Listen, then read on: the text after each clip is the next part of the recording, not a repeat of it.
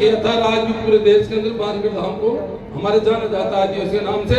इसी तरह से मीणा हाईकोर्ट, ये मीणा हाईकोर्ट सम्मान्य करोड़ी लाल जी ने इसकी नींव रखी है और मैं उनको धन्यवाद दिलाता हूँ कि हजारों सैकड़ों साल तक ये मीणा हाईकोर्ट को पूरा समाज, पूरा देश याद रखे। क्योंकि कई लोग कमी खामी तो सब निकालते हैं, अच्छाई की बड़ाई करनी चाहिए। मैंने पिछली बार भी कहा था, ये हर आदमी के दिमाग को कुछ नहीं होती, ये हमारी हर आदमी के बस की बात नहीं होती। लेकिन आज उन्होंने, जब आपको पता है ये मीणा हाईकोर्ट नहीं बनता तो मोदी जी नहीं आते, ये मीणा हाईकोर्ट नहीं बनता तो राहुल गांधी जी नहीं रुकते, और ये आते नहीं, ये रुकते नहीं तो इस समाज का नाम पूरे देश में नहीं होता, नहीं होता, ये तो मानता हूं नहीं होता। और इसका श्रेय मैं करोड़ी लाल जी को देना चाहूंगा। ये 36 कौम के लिए है, हमारे सभी पार्टियों के लिए है, सभी समाजों के लिए है, लेकिन इसके कर्ता धर्ता सम्मानीय करोड़ी लाल जी है। इस बात को हमको माननी चाहिए और मैं तो मानता हूं। अभी उनके लिए राज्यसभा चल रही है और उसमें व्हिप जारी हो रही है शायद, इसलिए सरपंच साहब बता रहे थे कि वो शायद आ नहीं पाए, कल दिन भर रहेंगे। उन्हीं के जो कर्ता धर्ता लोग हैं वो अच्छी तैयारी कर रहे हैं। हमारे भी कल ट्राइबल डे पे वहाँ पे हमारे नेता आ रहे हैं। और मैं प्रतापगढ़ का, कई लोग ये भी कहते थे भाई ऐसा कोई नहीं था जाना जरूरी, मैं क्या प्रतापगढ़ का प्रभारी मंत्री और प्रतापगढ़ जिले के लोग वहाँ जा रहे हैं। मेरी जिम्मेदारी प्रतापगढ़ जिले से ज्यादा लोगों को वहाँ भेजूँ। अभी यहाँ आना भी जरूरी था। कल मेरे को ब्यावर जो नया जिला बना ड्यूटी लगा दी स्थापना दिवस पे। कल मैं सुबह 6 बजे वहाँ गया था और फिर रात को वापस आया। फिर मेरा यहाँ आना भी जरूरी था। मेरे एक बार नहीं तो फिर मैं सीधा वहाँ से नजदीक पड़ता उधर पहुँच जाता। फिर मैं अभी यहाँ आया, मैं भाई यहाँ पे बहुत जरूरी है क्योंकि यहाँ के पीछे सब कुछ है भाई। जैसे प्रहलाद जी गा रहे थे गीते और राहुल गांधी का स्वागत, यहाँ के लोग नेता नहीं बनाएंगे तो राहुल गांधी का स्वागत भी हमसे कोई नहीं करवाएगा भाई, ये बात तो सही है। इसलिए यहाँ बहुत ही जरूरी था। कल के लिए हम आपसे क्षमा चाहते हैं साथियों। जहां तक आपके हक अधिकार की बात है, देखो आप आज सब छोरे पढ़े लिखे, सब लड़के पढ़े लिखे, सब समझते हैं। ट्राइबल डे पिछली लोग का ये पार्टी वाले लोग, हमारे लोग कोई पार्टी का नाम नहीं, वो सभी चाहते हैं ये भी बटे TSP area, non TSP area और फ्रैक्शन भी बहुत पार दिए। पिछली बार ये आदिवासी डे की छुट्टी केवल टीएसपी एरिया में कर दी थी और हमारे नॉन टीएसपी एरिया जिसको बोलते हैं माड़ा एरिया बोलते हैं, टाडा एरिया बोलते हैं, जब हम जीत के गए तो आप वेबसाइट खोल लेना, देख लेना। सबसे पहले मैंने मुद्दा उठाया था इन आदिवासियों को बांटो मत। जब वहाँ छुट्टी कर दी तो हमारे यहाँ भी 9 अगस्त की छुट्टी करो और सरकार ने 9 अगस्त की छुट्टी अपने यहाँ भी पूरे राजस्थान में करी। क्योंकि जो लोग सत्ता में रहते हैं, मैं तो कहता हूँ चाहे कोई पार्टी को, वो बड़े दिमाग से सोचते हैं इनमें फूट डालो, राज करो, कैसे कैसे गड़बड़ करो। इसके अलावा संविधान हमको अधिकार दिए बहुत सी बात आप सब जानते हैं। लड़के आजकल सोशल मीडिया पे, अब देखो बिहार में जनगणना हो रही है, सुप्रीम कोर्ट ने फैसला कर दिया। आज मेरी वहां बात हुई थी, 3 दिन में इतिहास बता रहा हूँ। आज मैंने फोन किया था किस काम के लिए, हमारा वो बेटा कलेक्टर लग रहा है, 3 दिन में पूरे प्रदेश की जनगणना होगी, मात्र 3 दिन में। बताओ, लोगों को बहम यह था और सुप्रीम कोर्ट वापस स्टे नहीं कर दी, 3 दिन में जनगणना होगी। और जनगणना के कितने फायदे आप सोच नहीं सकते। जनगणना से आर्थिक स्थिति का पता लगता है, क्या स्थिति है, कितने पढ़े लिखे हैं, कितने नौकरी करते हैं, कितनी जमीन है, क्या है, कौन है, किस पे सरकार को पैसा खर्च करना चाहिए, किस पे नहीं करना चाहिए, बहुत सी ऐसी बात है। तो इसलिए अब वो लोग वो भी सोचते नहीं होनी चाहिए। आरक्षण की व्यवस्था है, भारतीय संविधान में लिखा हुआ, मेरा स्टेटमेंट भाषण ये तो देखते रहते समय साहब बैठे, प्रोपोर्शनल टू पॉपुलेशन। अभी एक मंत्रिमंडल की मीटिंग में भी हमने बीच में 1-1.5 महीने पहले कहा था, विधानसभा में तो विधायक था, कई बार बोला था, जनसंख्या के अनुपात में आरक्षण होना चाहिए, एसटीएससी के नियम। आज तारीख में 14% जनसंख्या हमारे स्टेट के अंदर, 18% एससी है। अब उस अब की 12 है, 16 है, तो ये भी बढ़ने चाहिए। ये बहुत सी ऐसी बातें हैं। मैं कहता हूँ इस स्टेज के, मैं तो ये कहता हूँ कि जो कल यहाँ पे रेजोल्यूशन पास करेंगे, डॉक्टर साहब आएंगे, हम सब नेताओं की जिम्मेदारी पार्टी लाइन से ऊपर उठकर, क्योंकि डॉक्टर साहब भी मैंने देखा लोकसभा में बोलते हैं हमेशा अपने हक अधिकार के लिए, और बोलना भी चाहिए। इसीलिए हम चुन के भेजते हैं। तो जो भी रेजोल्यूशन पास हो, कोई पार्टी उनकी जिम्मेदारी बढ़ती है उसको पारित करके और इम्प्लीमेंट करें, और हम नेताओं की जिम्मेदारी बढ़ती है उसको हम सरकार तक और लोकसभा और विधानसभा तक उन बातों को हम पहुंचाएं। जहाँ तक क्षेत्रीय विकास की बात है, मैं उस पर ज़्यादा भाषण नहीं दूंगा, आप सब जानते हैं।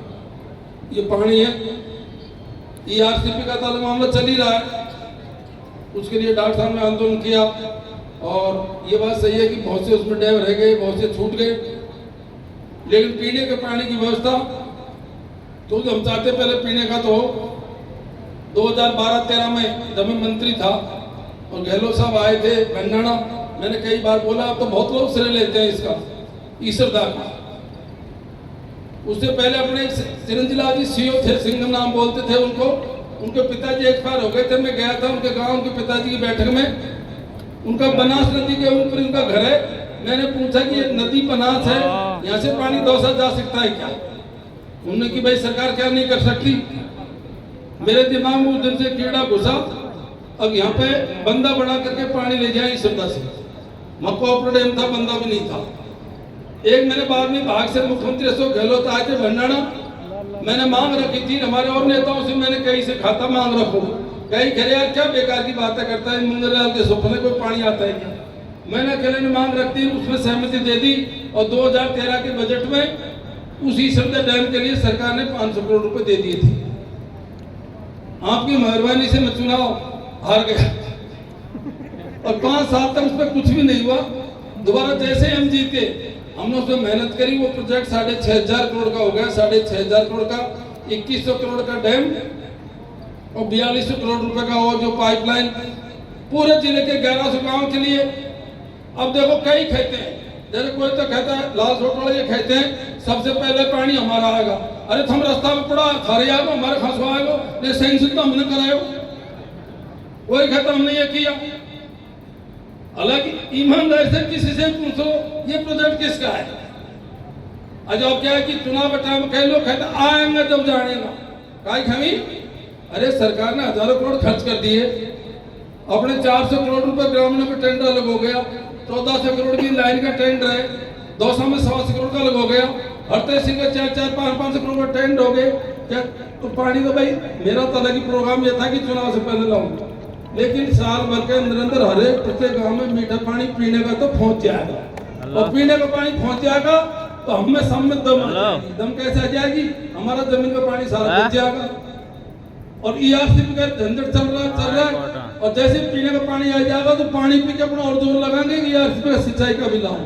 वैसे मैं बताऊं आपको, मैंने ये प्रोजेक्ट पूरा पढ़ सकता, मैं बोलता इसलिए नहीं, कंट्रोल से पढ़ जाता हूँ। ये जो ERCP है, इसमें सिंचाई का पानी हमारे जिले में 1 इंच भी नहीं है, और 1 इंच नहीं पूरे 13 जिलों में नहीं है। लोग आधे तो वैसे हो रहे बेचारे, पता ही नहीं है। ये 80,000 हेक्टेयर सिंचाई पहले आज की तारीख में बंदों से होती है, टॉप जिले में झालावाड़ में कुछ बूंदी में। जिन जिलों में पहले सिंचाई डैम से हो रही है उन्हीं जिलों में बढ़ा के उसको 2 लाख कर रहे हैं, 2 लाख। बाकी जिन जिलों में सिंचाई नहीं है उन 13 जिलों में सिंचाई बिल्कुल ERCP से नहीं है। और लोगों अब ये बताओ, अब मैं तो क्या करूं, मैं चुपचाप रहता हूं भाई। हम तो इसलिए चाहते हैं, पीने का पानी तो हमारा आ ही रहा है, ERCP में सिंचाई का पानी है नहीं, तो या तो ERCP का प्रोजेक्ट दोबारा बन के और सिंचाई की व्यवस्था करें, नहीं तो मैं समझता हूँ कि आप जानते फिर क्या है, ज्यादा नहीं बोलूंगा, चुनाव का टाइम चल रहा है, सही है नहीं। आप पढ़ लेना, पढ़े लिखे लड़कों, ERCP प्रोजेक्ट में सिंचाई कौन सी नहीं है, कुछ भी नहीं है। अल्लाह कर रखा ERCP एक क्यारी को ले रखी हो, पीने का पानी ये खाली। अब बताओ कितने लोगों को पता है पीने का तो ईश्वरदा का आ रहा है ना अपने। अरे आप आ रहा है ईश्वरदा का, पीने में खाती थी 1100 गाँव आ रहा है।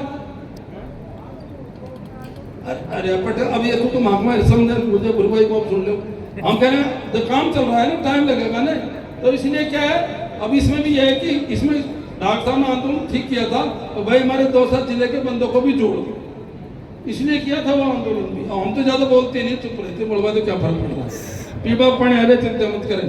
बाकी आप ये बताओ मेरे को नांगल की देख लो, नांगल नहीं, पहले तो ये कहते साहब नांगल वादे कर दियो, अपने 8 कॉलेज खुले इस बार। 8 कितने खुले? आप ये बताओ, आजादी से लेकर अब तक 2 कॉलेज थे अपने दौसा में, 2 कॉलेज, एक पीजी कॉलेज, एक गर्ल कॉलेज। हमारे इस कार्यकाल में दौसा में 8 कॉलेज खुले, 8। शादी राजस्थान में 8 कॉलेज एक विधानसभा क्षेत्र में खुले। गिनाऊं? मेडिकल कॉलेज, उसमें आधा पैसा दोनों का, आधा भारत सरकार का, आधा हमारा। लेकिन खोलती राज्य सरकार कई बार ये कह देते साहब, जबरदस्ती कहते हैं साहब हमने खुलवा दिया, हमने। अरे तुमने कहा खुलवा दिया? 1 करोड़ रुपए घोषणा कर दी तो दिया ही कौन? कहाँ खुलवा दिया था हमने? बिना काम झूठ बोल दी 4 से। मेडिकल कॉलेज खुला, दौसा में आचार्य खुला, छाड़ा गर्ल्स खुला, नांगल खुला, सैंतल खुला, लवाण खुला, अभी हाल ही में विधिक महाविद्यालय खुला और कृषि महाविद्यालय खुला जो अपने बड़ियाना बोर्ड पे बनेगा। और खुशी की बात यह है उसकी बिल्डिंग के लिए पैसा भी 500 करोड़ सैंक्शन हो गया, 8-10 करोड़ यही अपने इस मोड़ पे बनेगा। इसके अलावा देख लो, देश आजाद होने से लेकर अब तक हमारे, और जगह की बात नहीं करूंगा, मेरे विधानसभा क्षेत्र में 42 सीनियर स्कूल थे, 42। और इस बार हमारे टाइम पे जितने स्कूल 70 साल में थे, 42 स्कूल मेरे इसी बार खुले हैं। एक 50, 2-2, 3-3 स्कूल है। सड़क तो अनगिनत है, सड़क तो ये मान लो बेसुमार ही। अब तो लोग घर की ढाणी की सड़क की बात भी एमएलए करने लगा, ये काम सरपंच को प्रदान करे, फोन करी से हमारा घर की सड़क, क्योंकि दौसा एक ऐसा क्षेत्र है जिसमें 100 घर की डाणी में सड़क में कौन बच्ची भाइयों को जोड़ दो, इसलिए काम में कोई कमी रहनी है। अब तो आप तो ये क्या आदिवासी दिवस है, आप घर खुशी मनाओ, कल डॉक्टर साहब भी आएंगे। और मैं तो ये कहता हूँ कि भाई सब अच्छे फैसले करो, अच्छे निर्णय करो, सद्भावना से रहो, भाईचारे से रहो, और देख लो सावधान भी रहो। देखो धर्म जरूरी, शिक्षा जरूरी, रोटी पानी सब जरूरी, और राजनीति भी जरूरी। और राजनीति में यदि तुम्हारी हिस्सेदारी नहीं है तो कोई नमस्ते भी नहीं करता। सुन लो मेरी बात। मैंने अभी छाड़ा भाषण दे रहा था, कोई किधर रूस रहा, कोई किधर रूस रहा, मुंह से एक तो हेरोइन को मनाओ, मैंने की मुंह पर कॉमनी संकल्प काम याद दुआ दो, अपना मन जान पहल का 5 साल याद दुआ दो, सही है ना? क्या एक भी कॉलेज खुली, एक भी सड़क बनी, पंचायत समिति खाबड़ी और खाबड़ी, ये क्या हुआ? देख लो आप क्या स्थिति हुई। अब हम क्या भूल जाते हैं, अब तो मैं याद हूँ खाली। और भी इतने ज्यादा ये हमारे प्रेमी हैं, कभी तो कोई मीणा फोटो भी धर रहे हैं, क्योंकि उदाहरण यार क्या कभी कह के इतनी बात कर देते हैं, कभी कोई और, कभी सोचिए यार गुजर लिया हो, कभी सोचिए कोई ब्राह्मण लिया हो, कभी सोचिए मीणा 2-3 खड़ा कर दो, कभी कोई काय, कभी कोई काय, कभी कोई ऐसी खड़ा कर दो। ये एक टिपिकल सीट है, बहुत सिंसियर सीट है। आया सुन लो मेरी बात, मैं कह देता हूँ, इसलिए छोटा मोटा कोई रूल्स है ना, उनको मने लो, नहीं तो फिर काफी मुश्किल होता है, काफी मुश्किल होता है, ध्यान रखना। परिस्थिति भी आ रहा है अगली बार, इसलिए कृपा करके ये छोटी छोटी कोई हैंडपंप वाले रूस का, कोई नमस्ते को करी, कोई टेलीफोन को उठा, सड़क बदली को नहीं हुई, कोई को काय को नहीं हो, कोई कान को नहीं हो। अब तो होना है जो होने जो होगा। अपना प्रतिनिधि यदि नहीं पहुंचेगा, चाहे लोकसभा हो चाहे यहाँ हो, और प्रतिनिधि भी वो जो आपकी बात उठा सके। और डॉक्टर साहब लोकसभा में राज्यसभा में तो उठाती है बात अपनी, हम विधानसभा में जितना होता करते ही हैं। इसलिए कृपा करके हमें छोटी मोटी छोरे ने सोशल मीडिया वाले, कोई क्या लिख देता है, कोई क्या लिख देता है, ये सब इनको ज्यादा वो तो होता नहीं। ये तो सोचते हैं अच्छा ठीक है यार, ये धुंधी सरपंच खास बने डॉक्टर साहब, या कि वैसे ध्यान रखना इन बातों का। इन बातों से कोई तेल नहीं है। अपना यदि वजूद है तो अपना प्रतिनिधि पहुंचता तभी वजूद है, नहीं कोई नमस्ते नहीं करता। इसलिए अब चुनाव के टाइम में काम धाम के लिए समझा तो भाई घर बैठो, विधानसभा के चुनाव आ रहे हैं, 4 महीने बाद में लोकसभा के चुनाव आएंगे। मैं समझता हूं कि आप सब समझदार हो, ज्यादा भाषण देने की मुझे जरूरत है नहीं, अच्छे फैसले करोगे। आप सब यहाँ पधारे, कल और बड़ी संख्या में पधारना, क्योंकि हमारा डे है, हमारा ट्राइबल डे। आप सबको मेरी ओर से बहुत बहुत धन्यवाद, और हमारे गायक कलाकार को धन्यवाद। राम राम सब बोलो, पपलाज माता की जय। बहुत बहुत धन्यवाद सम्मानीय मंत्री जी। हमारे इस कार्यक्रम के लिए लवान प्रधान श्रीमान डीसी जी की तरफ से 1 लाख रुपए दिए गए हैं। बहुत बहुत धन्यवाद डीसी जी को, उन्होंने 1 लाख रुपए इस कार्यक्रम के लिए दिए। और अभी मैं हमारे उप प्रधान भाई जयंत जी का स्वागत के लिए हमारे जिला परिषद सदस्य श्रीमान मुकेश जी ठीकरिया को निवेदन करूंगा कि भाई जयंत मीणा का स्वागत और सम्मान करें। श्रीमान मुकेश जी ठीकरिया।